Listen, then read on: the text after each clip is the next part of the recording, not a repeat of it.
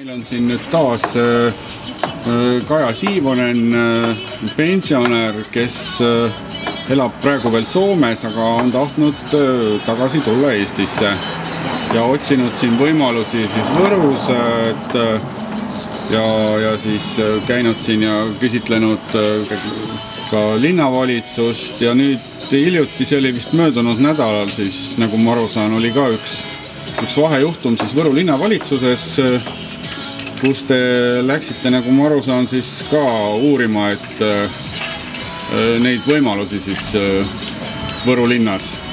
No ma läksin uurima seda, kui mulle ütles üks Võru linnas töötav ametnik, et siin on palju rumalaid inimesi, aga kuna mina olen kõiges huvitatud, mina pean ka ennast rumalaks, et kuidas siis need rumalad siis seal kõrgemal pool välja näevad ja läksin siis sinna vestlema. See oli siin samas meie selja taga siin õuepealses majas. Õuepealses majas, jah. Aga muidu linnapea kabinet on siin samas meie selja taga? Ei, ma käisin seal, see ametnik töötab seal õuepealses majas. Nii. Ja mis seal siis juhtus? Sinna tuli siis abilinnapea. Toomas Sarapuu oli tema nimi. Toomas Sarapuu, jah, ja mina teda nagu ära ei tundnud ja siis see härra tahtis nagu tutvustada mind ja Toomas Sarapuu ütles, et hei, ta on mulle juba tuttav. No ja kuidas see jutt siis läks? No kõik ei, sest põhiline oli see, et ma tegin jutu sellest, kuidas ma võisin öelda, et meie surnuaed on prügimägi. Noh, jah, prügimägi, noh, selles mõttes prügimägi, jah, sest ega Eesti pensionärid ei ole muud kui prügi. No nad on ju viidud sinna prügimäele, ütleme nii naljasoonena.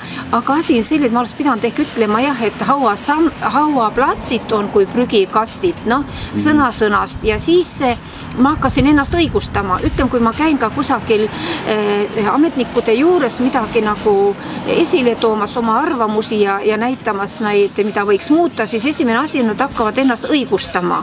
Noh, eks siis mina ka ju õigustasin ennast, et praegu on sõnavabadus ja et ma midagi paha ei teinud, ma ju rääkisin ainult oma nägemust ja kõike seda. Ühesõnaga, ma vabandan, ma segan vahele, ühesõnaga teid süüdistati selles, et te üldse julgesite midagi öelda siis no nii ma saan aru, jah. Võru surnuaia kohta. Jah, nii ma saan aru ja ütles veel niiviisi, kas see abilinnapea ennast tutvustas ka muidu või? Ei vist, ei, nimeliselt ei. Lihtsalt kargas ligi ja kukkus nagu nii-öelda sõimama? Ei, kukkus ligi, jah, aga ta vist tahtis selle ametnikuga rääkida, aga ametnik tahtis nagu tutvustada mind ja siis ta ütles selle peale, et ma juba tunnen seda isikut. Et ei vaja tutvustamist? Ei vaja tutvustamist, jah.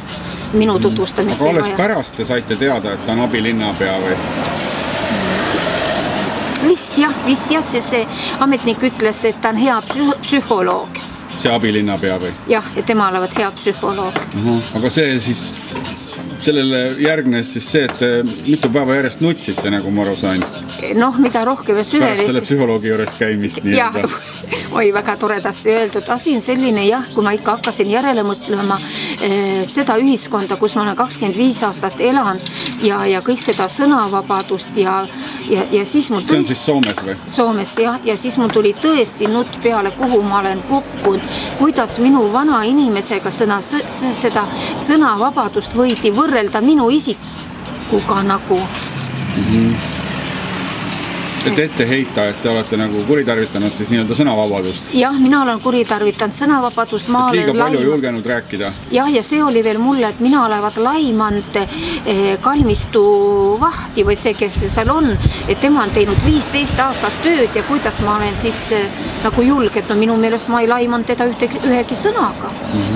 Ma ju rääkisin ainult nendest kohtadest kõikidest, mida mina näen ja ma tegin palju ettepanekuid, et noh, hakata seda asja lahendama, millised on minu nägemused, no ma nagu selles suhtes ei tunnista ennast süüdi.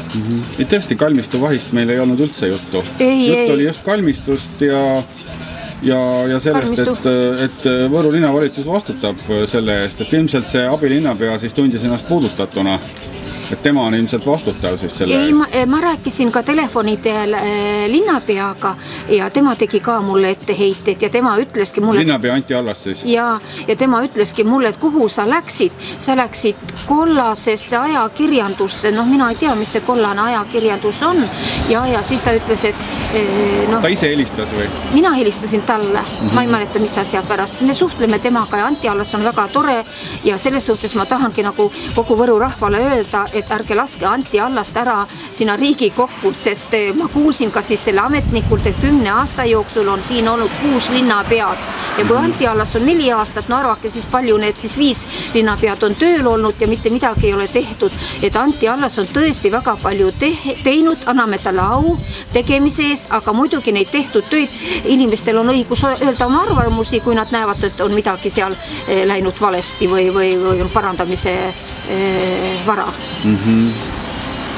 Selge. Ja Anti Allas siis, te helistasite Anti Allasele ja mis ta siis rääkis? Et kuidas te julgesite kollase ajakirjandusega? Ei, ta ütles, ka sa tead ka, kuhu sa läksid kollasesse ajakirjandusse. Ma ütlesin, ei tea mina midagi kollasest ajakirjandusest. Et ma ei saa üldse aru, mida see tähendab. Et nagu ma ütlen, see praegu on sõnavabadus, ainult isikut ei või solvata. Ja siis ta ütleski, et Inno Täismaa on meile teinud väga palju paha. Aga ta ei maininud mida konkreetselt? Ei. Aga nüüd ma pöördungi tagasi selle sõnavabaduse juurde, et tahaksingi rääkida sellest palju, kuidas ülemere on, sest kui nähakse ülemere olevaid palkasid... See on Soomes siis? Soomes ja, et siis peaks hakkama ka meil see demokraatia ja siin toimima niiviisi. Et meil nagu tahetakse, et me saaksime sama palju palka kui nemad, aga tegelikult on meil väga palju puudujääke. Jah, et... ilmselt siis te peate silmas seda, et näiteks, et kui te lähete mõnda ametiasutusse Soomes, et siis te ei saa sõimata suure tõenäosusega. Ei saa sõimata, ma tahaksin väga ära rääkida sellise viimase juhuse, mis oli Kelas. Kelat teab vist iga Soomes käinud inimene. Mis on Soome Sotsiaalkindlustusamet? Jah, kes maksab seal pensione ja töötute abirahasid ja seda. Ja siis nad kaotasid ära järjekorranumbrit. Ja mina hoian ühe venelanna asju, ta on 87-aastane, mees suri ära, ta soome keelt ei oska. Ja läksin sinna Kelasse ja kuhu ma kukkusin. Kela oli rahvast täis ja see ruum on kuskil, vaba ruumi jääb kuskil 18 ruutmeetrit, see oli rahvast täis, seal oli küll 2-3 töötajat, aga kuhu ma võtan järjekorda? Ma jäin siis imestama, siis ta tuleb minu juurde, ütleb niisiis töötajad, te olete seal punase mütsiga mehe taga. Mina siis ootan aga see punase mütsiga mees läks ära. Mis asja, kus ma nüüd olen? Ja siis mul tuli pahvatas peas, et Soome läheb ka nüüd nagu tagasi, nagu meil oli nõuka ajal, et kõik muudku on järjekorras ja sõdivad siis, kus on tema järjekord. Ja kujutate ette, mina helistasin siis Vanda Sanomat toimetajale ja me tegime sellest siis jutu. Ja see jutt tuli välja ja minuga võeti siis ühendust ja see Soome Kela see ametnik siis oli ütlenud, et ta soovib minuga rääkida, millised on minu ettepanekud. Aga mina Helsingisse ei läinud, aga mis oli 6 aja pärast, kui ma läksin uuesti Kelasse, oli tehtud kabiin. Nii, et inimene võis minna kabiini ja rääkida oma asjad ära. Sest ma olin nagu see, et ma kuulasin kõikide inimeste juttu, kes kui palju abi saab, kellele midagi tehtud ja mind see ei huvita. Ja ma ei taha oma ka siis oma sõbranna asju nagu levitada. Teiste jutt oli kõik kuulda. Ja 18 ruutu ja kui seal on ikka 15-17 inimest. Nii, et kui Soome ajalehte läksite ja rääkisite oma juttu ära ja sellest ilmus lugu, siis tuldi teie juurde, võeti ühendust ja küsiti teie käest, et mida võiks muuta. See on nagu Soome kogemus, aga siin Eestis, kui te läksite ajakirjandusväljaandesse, siis kõigepealt sõimati, kui öeldi, et kuidas te julgesite, miks te kollase ajakirjandusega suhtlete. Ja keegi teie käest ilmselt ei küsinud, et mida siis seal surnuajal, probleem oli selles, et surnuajal oleks vaja midagi muuta, aga keegi nii kaugele ei jõudnud, et oleks küsinud, et mida Võru surnuajal siis võiks muuta. Ei, ma küsisingi siis veel, et kas te olete lugenud seda artiklit ja kas te olete ka kuulanud seda videot, vastus oli niiviisi, ei, meile on helistatud. ja oligi kõik. Mingite kuulujuttude põhjal siis linnavalitsuse linnapead, siis abilinnapea ja linnapead teevad otsuseid siis kuulujuttude põhjal. Ja ta ütles niiviisi, sellist nagu lõuna-eestlane meie ei loe. Ja siis ma sain kuidagi saata selle, Anti Allas on mul Facebooki nagu sõber, ma siis saatsin selle temale, ma loodan, et äkki ta siis luges. Et ma siis nii väga-väga... Ühesõnaga võrreldes Soomega nagu öö ja päev. Seda ka ei anna enam võrrelda, see on ikka jube, mis siin on ikka jube. Et see, ma ei teagi, mis siin toimub üldse.